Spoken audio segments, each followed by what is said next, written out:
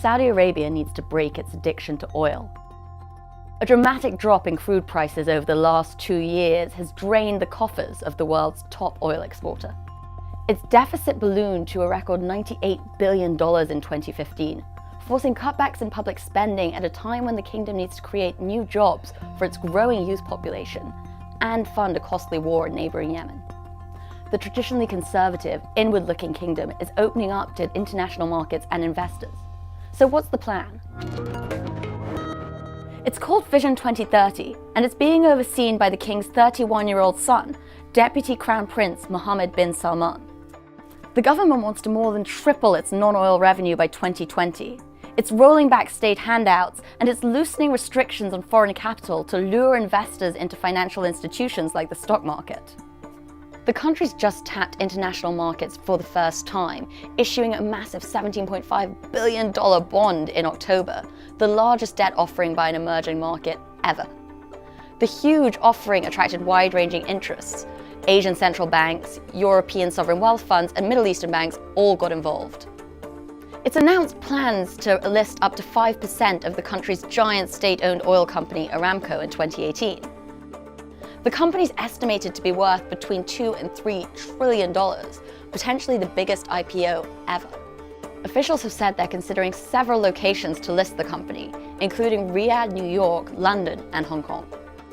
The kingdom's also looking to diversify its own investments, expanding the scope and size of its sovereign wealth fund. In June, it invested $3.5 billion in Uber, its largest overseas investment so far, and it's teaming up with Japanese software and telecoms giant SoftBank to set up a $100 billion tech fund. So what's the catch? The planned turnaround could reduce the benefits the monarchy has long lavished on the population, potentially upsetting the country's stability.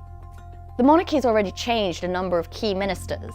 It's replaced powerful and long-standing oil minister Ali Al-Naimi with Aramco's chairman, Khalid Al-Falih, and replacing finance minister Ibrahim Al-Assaf with the country's chief stock market regulator, Mohammed Al-Jadaan, a key player in the country's efforts to open up its market to foreign investment.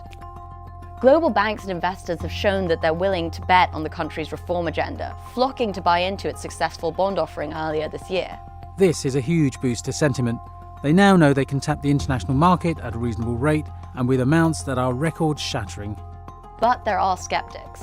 It's hard not to believe their intentions. How they go about doing it, they weren't really that clear. Then there's transparency. A ranking on the transparency of sovereign wealth funds by the Institute for International Economics found that Saudi Arabia's is less transparent than Equatorial Guinea's, currently the most opaque in the world. The fund has a website with one page in Arabic and another in English. That's it. And then there's the corporate culture, or rather lack of it. Possibly the most hotly anticipated part of the transformation agenda, Aramco's IPO, will require a major cultural shift to open up the company. The secretive state-run company currently doesn't disclose its annual profit, revenue, or debt. The country's promised more transparency as it opens up to the global economy, but there's still a long way to go.